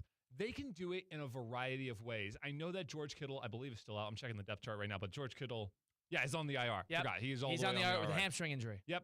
But the rest of this team, Ricky Pearsall started off the year so far pretty good. Christian McCaffrey is playing one of the best years of his career after 2 weeks only. Mac Jones, just do what you need to do, and it should work out. I think he had a rushing touchdown last week or something like that. He's an operator. Yes, he's absolutely an operator. Also, quick stat about Marcus Mariota, going back to that conversation. 1 year, $8 million contract he just signed with the Commanders. He'll be a free agent next year. But to me, that says that he did well enough for the Commanders to want to pay him nearly 8 figures for him to stay in case of a situation like this. So I still like Marcus Mariota. But yes, I'm high on Mac Jones today. I like the 49ers to take care of their business against the Cardinals. Yeah, the 49ers, they have the easiest schedule in the NFL coming into the season just off of win percentage alone. That last place schedule is going to pay them a lot of favors. If they win today, they're 3-0. They got Jacksonville next week, but then they got the divisional matchups coming up where they got the Rams on the road. Then they play the Buccaneers. But then, throughout the rest of the year, after that Buccaneer game, they play the Falcons. They play the Texans, who might stink. They play the Giants. Then they play their division again with the Rams and the Cardinals. But then they play the Panthers, Browns, Titans, Colts, Bears. Woo! Oh, my God. What a finish. Panthers, Browns, Titans, Colts, Bears. And then they play the Seahawks last game of the year. Those last 6 games, if they're moderately healthy, they're going 5-1, 4-2. Yeah. This is a team that is poised for a postseason run.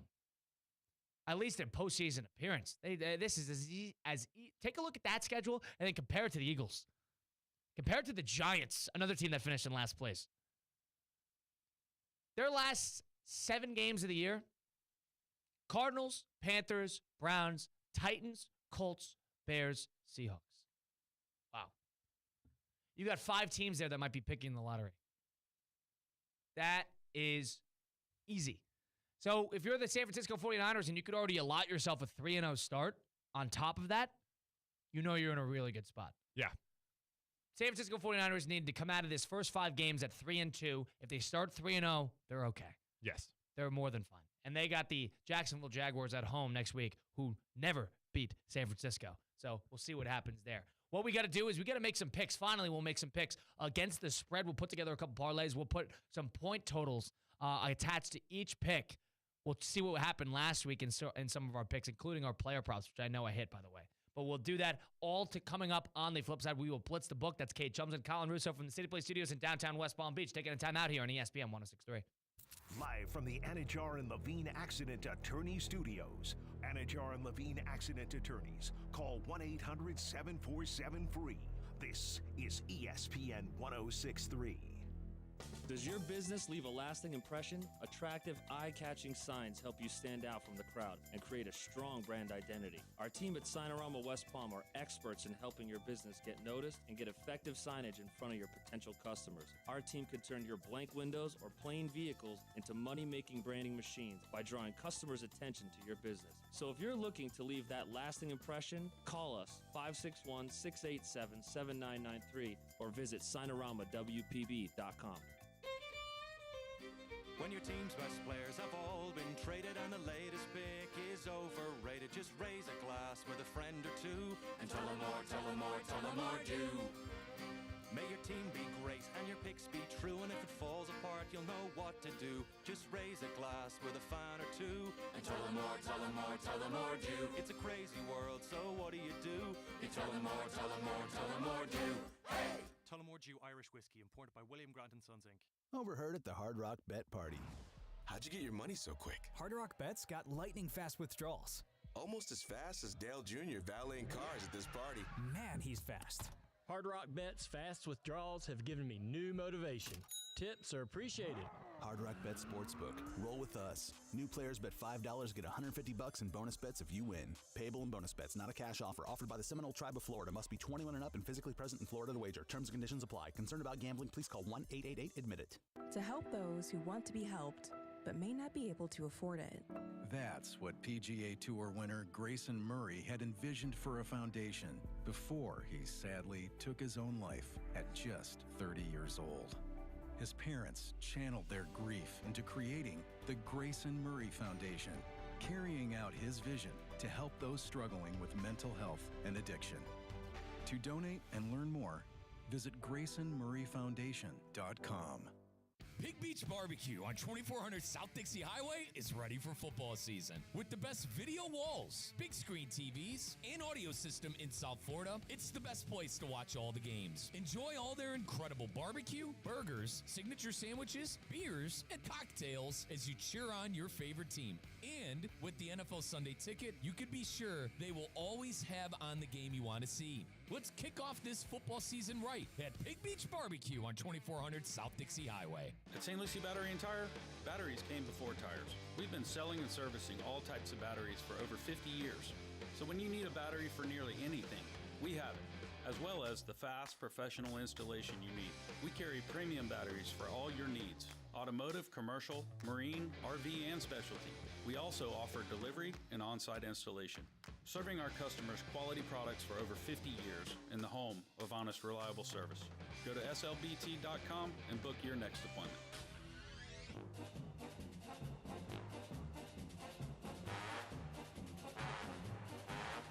Philly 88, Dice Right 52, Orlando Right HD. This is Sunday Huddle with Colin Russo, presented by Hard Rock Bet.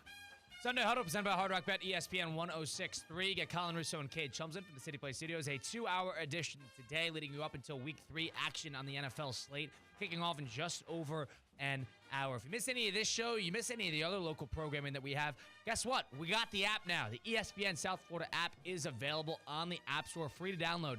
And that has everything you could possibly need South Florida. It has all the updates. It has all the games. And you can stream what we have here on ESPN 106.3 from your phone. That includes the Inter Miami English and Spanish broadcasts. That includes our local programming week by week. That's theoretically speaking 2 to 4 weekdays. Russo and Rizzo with myself and Mike Rizzo, 4 to 6 p.m. That includes our high school coverage, our extensive high school coverage of Palm Beach County and the Treasure Coast, which you can listen to on Friday nights. We have all the coach interviews in one spot. You can listen to it, again, anywhere. If you missed what Mike Rizzo had to say about the Cleveland Browns, it's on the app. If you missed what happened in the Palm Beach Central game, you could catch that on the app. It's all in one spot, including Sunday Huddle, of course, with myself and Cade. Go down the app today, the ESPN South Florida app and turn on those notifications because you could see when the action is really starting, including all the games that you can listen to tonight on the ESPN 106.3, including the Battle of the Backups, which is starting things off. The Vikings-Bengals you could hear on ESPN 106.3. And the night game as well, you catch that right here, Kansas City and New York. Stay tuned for it. Should be a lot of fun. ESPN 106.3 has got you covered with NFL all day long. All right, Cade, so we're going to make some picks. Time for us to blitz the book with Hard Rock Bet.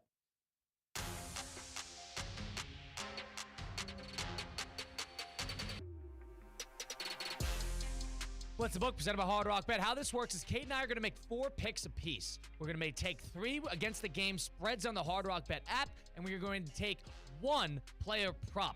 We have to tally it as such. The player prop is worth 4 points. Each of the teams we will pick, we get to decide whether we want to wager 1, 2, or 3 points respectively. And here's the kicker.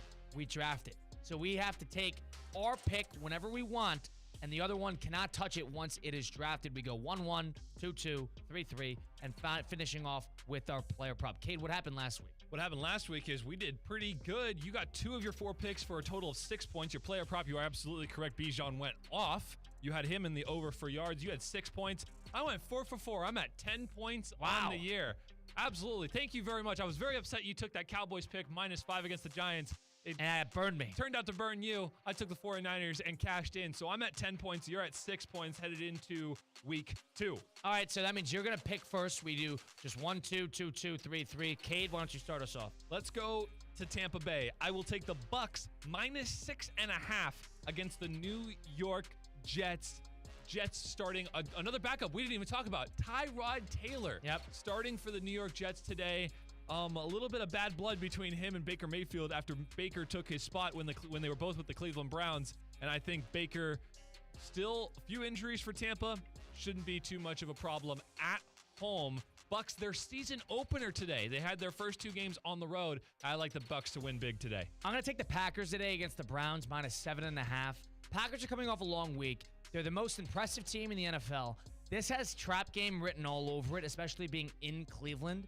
But coming off that long week leads me to believe that the Packers are going to have a good game plan, and they want to start 3-0.